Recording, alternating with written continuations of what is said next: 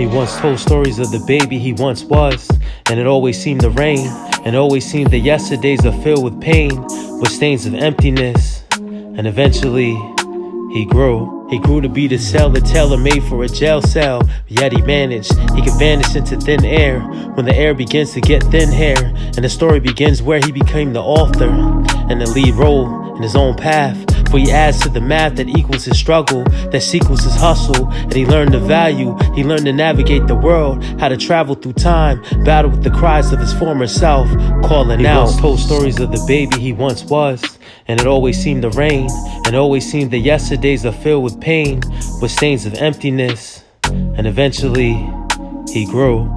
He grew to be the product of gods and goddesses, the survivor of monsters, the reviver of the conscience, and in the process he learned to love by learning to love himself, and in turn he learned to be above himself in previous form. He grew.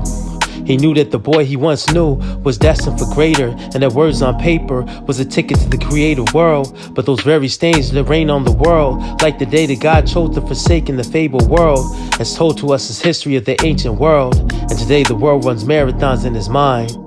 He became the boy in the aftermath of repeated raptures, where he captures the hearts of overcomers who overcame the pain of losing, entered into a world of confusion where pursuing dreams is a privilege not given to the children who look like him, who mirror his image, scared of their image, so they're killing the very peers who look like them. It's a never-ending trend in realness, where healing comes in the afterlife, and after life the next will bear witness to the words inscripted, to the words not written in scripture, to the words that gave life to the ghosts, and most knew he was the wildest dreams of their ancestors, whose gestures kept him when he felt lost, when he felt off.